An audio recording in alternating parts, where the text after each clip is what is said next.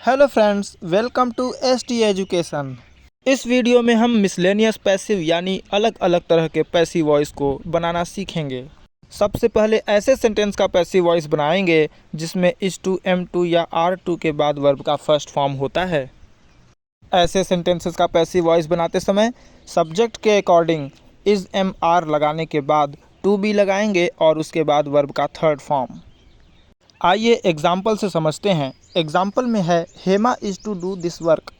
जहाँ is to आया है तो ऐसे वाक्य का पैसिव वॉइस बनाते समय सबसे पहले हम ऑब्जेक्ट को सब्जेक्ट बनाएंगे दिस वर्क और उसके अनुसार हम इज़ एम आर में से कोई एक लगाएंगे क्योंकि दिस वर्क सिंगुलर है इसलिए इज़, फिर टू बी और वर्ब का थर्ड फॉर्म डन, फिर बाई हेमा। इसी तरह नेक्स्ट सेंटेंस में एम टू फिनिश आया है जिसका पैसिव वॉइस बनाते समय हम इज़ टू बी फिनिश्ड कर देंगे। पैसिव वॉइस के जो बाकी नियम हैं, सब्जेक्ट को ऑब्जेक्ट और ऑब्जेक्ट को सब्जेक्ट बनाना, वह तो करना ही है। अब आइए ऐसा सेंटेंस देखते हैं जो इट इज़ टाइम से शुरू होता है और उसके तुरंत बाद इन्फिनेटिव होता है। अब आप सोच रहे होंगे कि इन्फिनेटिव कहते किसे हैं, तो आइए जानते हैं। जब टू के तुरंत बाद वर्ब का फर्स्ट फॉर्म आ जाए तो उसे ही इन्फिनेटिव कहा जाता है। यहाँ टू रिवाइज इन्फिनेटिव है और इस सेंटेंस में आने वाला द लेसन ऑब्जेक्ट है। ऐसे सेंटेंस का पैसिव वॉइस बनाते समय सबसे पहले इट इज़ टाइम को लिखिए, फिर फॉर और आने वाला ऑब्जेक्ट, फिर उसके तुरंत बाद टू बी लगा करके वर्ब का थर्ड फॉर्म। इसी तरह एक्टिव वॉइस के next sentence it is time to build the house को पैसिव वॉइस में it is time for the house to be built कर दिया। ऐसा भी तो हो सकता है कि इट इज़ टाइम से शुरू होने वाले सेंटेंस में ऑब्जेक्ट आए ही ना, तो ऐसे सेंटेंस का पैसिव वॉइस बनाते समय हम डायरेक्ट टू बी और वर्ब का थर्ड फॉर्म लगा करके बना देते हैं। जैसे it is time to learn को हमने पैसिव वॉइस में it is time to be learned कर दिया। नेक्स्ट सेंटेंस है there is no money to waste. यहाँ भी टू वेस्ट एक इन्फिनेटिव ही है जिसके पैसिव वॉइस में हम there is no money to be wasted कर देंगे। अब आइए ऐसे सेंटेंस को पैसिव वॉइस में कन्वर्ट करना सीखते हैं जिसमें एक कंजंक्शन आए और उसके लेफ्ट में और राइट में एक एक सेंटेंस जिसे ग्रामर में क्लॉज कहा जाता है आए। इस सेंटेंस में I asked Radhika independent clause है और if she went to school एक डिपेंडेंट क्लॉज है। तो ऐसे सेंटेंस के पैसिव वॉइस को बनाते समय हम केवल इंडिपेंडेंट क्लॉज यानी कि आई आस्क्ड राधिका को ही पैसिव वॉइस में कन्वर्ट करेंगे।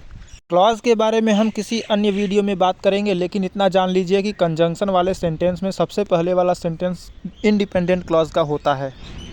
ऐसे सेंटेंस में इंडिपेंडेंट क्लॉज का पैसिव वॉइस बनाते समय जो सब्जेक्ट रहेगा ज़्यादातर उसे हम पैसिव वॉइस में नहीं लिखते हैं। आई आस्क्ड राधिका को पैसिव वॉइस में चेंज किया गया तो राधिका वॉज आस्क्ड हो गया। फिर हम बाकी बचा हुआ dependent clause if she went to school पूरा लिख देंगे। नेक्स्ट सेंटेंस में कंजंक्शन है दैट और इंडिपेंडेंट क्लॉज है पीपल से। क्योंकि पीपल से के बाद ऑब्जेक्ट नहीं है इसलिए हम ऑब्जेक्ट मान लेंगे कि यहाँ पर इट है, तो पैसिव वॉइस में सब्जेक्ट इट हो जाएगा और उसके बाद हेल्पिंग वर्ब इज़। क्योंकि पीपल से प्रेजेंट इंडेफिनिट टेंस में था इसलिए कंटिन्यूअस टेंस का हेल्पिंग वर्ब इज़ लगा दिया और वर्ब का थर्ड फॉर्म सेड, फिर कंजंक्शन दैट लगाते हुए पूरा सेंटेंस लिख देंगे। आपको पता होना चाहिए कि कंजंक्शन के साथ वाला सेंटेंस पूरा डिपेंडेंट क्लॉज होता है। नेक्स्ट सेंटेंस देखने में कितना बड़ा लग रहा है, लेकिन जब हम इसका पैसिव वॉइस बनाने चलेंगे तो पता चलेगा कि मैनी से इसी का केवल पैसिव वॉइस बनाना है, बाकी सबको तो छापना है केवल। जहाँ ऑब्जेक्ट ना हो वहाँ हम समझ लेते हैं कि इट ऑब्जेक्ट था, तो पैसिव वॉइस में it is said by many हो गया। कई कॉम्पिटिटिव एग्ज़ाम के ऑप्शन में ये पाया गया है कि इंडिपेंडेंट क्लॉज में आने वाले सब्जेक्ट को लिखा जाता है, जैसे यहाँ पर बाय मैनी लिख दिया गया है, तो दोनों सही है, चाहे आप ऑब्जेक्ट को लिखें या ना लिखें। कंजंक्शन दैट को लगाते हुए बाकी पूरा सेंटेंस लिख देंगे, हमारा पैसिव वॉइस तैयार। लाइकवाइज एक्टिव वॉइस में आने वाले next sentence they say that Mars can be seen from the earth को पैसिव वॉइस में कन्वर्ट करेंगे तो हो जाएगा it is said that Mars can be seen from the earth. आपने अगर नोटिस किया हो तो ये देखा होगा कि मार्स और अर्थ को कैपिटलाइज किया गया है, जिसका कारण ये है कि ये प्रॉपर नाउन है। नेक्स्ट सेंटेंस है who has given permission to enter the garden. क्योंकि सेंटेंस हु से शुरू हुआ है इसलिए पैसिव वॉइस में बाय हुम कर देंगे। और हु से शुरू होने वाले एक्टिव वॉइस के सेंटेंस को कैसे पैसिव वॉइस में कन्वर्ट करते हैं ये तो मैंने इंट्रोगेटिव वाले सेंटेंस में पढ़ाया ही है। इस तरह पैसिव वॉइस हुआ by whom has permission been given, क्योंकि एक्टिव वॉइस के सेंटेंस को पढ़कर पता चलता है कि ये बात सामने वाले से कही गई है, इसलिए पैसिव वॉइस में टू यू लिख दिया गया। फिर बाकी बचे हुए sentence to enter the garden को लिख दिया और क्वेश्चन मार्क। नेक्स्ट सेंटेंस है the beautiful pictures made by him decorated the wall, जो देखने में बड़ा है और ऐसा भी लगता है कि ये खुद ही पैसिव वॉइस में हो, लेकिन ऐसा नहीं है। अगर आपने सब्जेक्ट एंड प्रेडिकेट वाली क्लास देखी है तो आपको यह अच्छे से पता होगा कि सब्जेक्ट है the beautiful pictures made by him. इस सेंटेंस में मेन सब्जेक्ट तो है द ब्यूटीफुल पिक्चर्स और इसके बाद आने वाला फ्रेज मेड बाय हिम इसी की विशेषता बताता है, जिसे हम पैसिव पार्टिसिपल फ्रेज कहते हैं। एक्टिव वॉइस के ऑब्जेक्ट द वॉल को पैसिव वॉइस में सब्जेक्ट बनाया, फिर वॉज डेकोरेटेड लिखा और आपको ध्यान होना चाहिए कि यहाँ बाई आना चाहिए था विथ के जगह पर, लेकिन बाई इसलिए नहीं आया क्योंकि यहाँ कोई पर्सन नहीं है।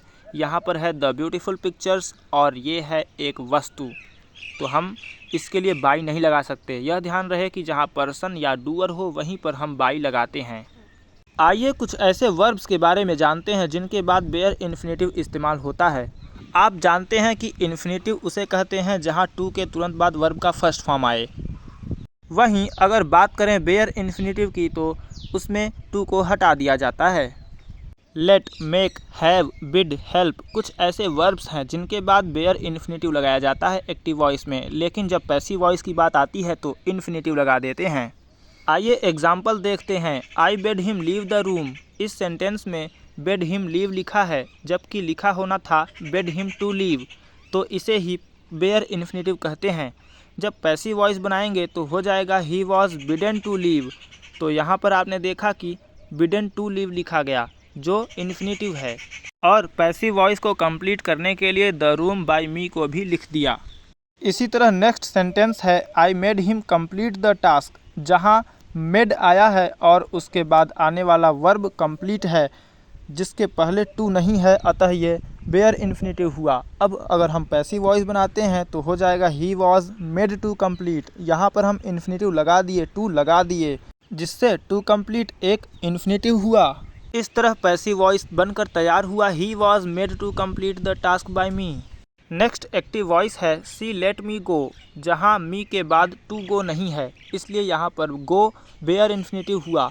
अब पैसिव वॉइस बनाते समय I was let go bye हर लिखेंगे। यहाँ पर आपने ध्यान दिया होगा कि लेट टू गो नहीं लिखा गया, क्योंकि लेट के बाद हमेशा बेयर इन्फिनेटिव ही लगेगा, चाहे वह एक्टिव वॉइस हो या पैसिव। अब आप सोच रहे हैं कि पैसिव वॉइस में वॉज कैसे आया। वॉज इसलिए आया क्योंकि सी के तुरंत बाद लेट जो है वर्ब का सेकंड फॉर्म है।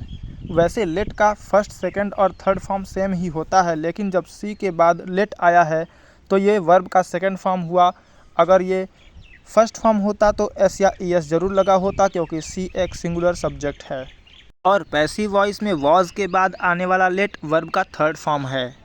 लेट वाले सेंटेंस को पैसिव वॉइस में दूसरे तरीके से भी चेंज कर सकते हैं। उसके लिए हमें लेट के जगह पर अलाउड टू लगाना होता है। आइए ऐसा सेंटेंस देखते हैं जहां मेन वर्ब एक लिंकिंग वर्ब की तरह प्रयोग किया गया हो और उस मेन वर्ब के बाद कोई एडजेक्टिव आया हो। तो ऐसे सेंटेंस का पैसिव वॉइस इस तरह बनता है papaya is sweet when it is tested. क्योंकि एक्टिव वॉइस प्रेजेंट टेंस में है इसलिए हमने हर जगह इज लगाया। इसी तरह दूसरा सेंटेंस है the roses smell beautiful in the garden. इस सेंटेंस में स्मेल एक लिंकिंग वर्ब है और उसके बाद तुरंत एडजेक्टिव आया है। इसका भी पैसिव वॉइस हम पिछले सेंटेंस की तरह बनाएंगे the roses are beautiful in the garden when they are smelled. आइए नेक्स्ट सेंटेंस देखते हैं जहां दो इम्परेटिव सेंटेंस को कंजंक्शन बट से जोड़ दिया गया है। ऐसे सेंटेंस का पैसिव वॉइस बनाते समय हम सबसे पहले वाले sentence be kind to the poor को बनाएंगे, तो पैसिव हो जाएगा you are advised to be kind to the poor. फिर कंजंक्शन बट को लिखेंगे और सेकेंड सेंटेंस जो डू नॉट से शुरू है जिसका पैसिव वॉइस बनाते समय हम लिखते हैं यू आर फॉरबिडन टू। क्योंकि एक ही सेंटेंस में ये दोनों वाक्य लिखे हैं इसलिए यू आर कॉमन हो गया और हम लिखेंगे केवल फॉरबिडन टू ट्रस्ट देम। ये ज़रूरी नहीं है कि हमेशा एक्टिव वॉइस से ही पैसिव वॉइस में कन्वर्ट करने के लिए पूछा जाए।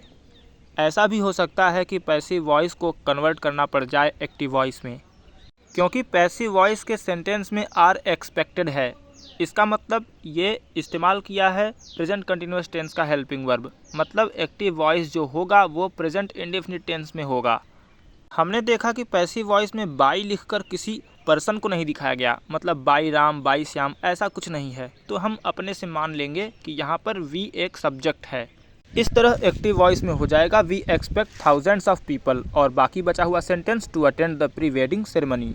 इस वीडियो को देखने के बाद मैं यह कह सकता हूँ कि आप पैसिव वॉइस के मास्टर हो चुके हैं।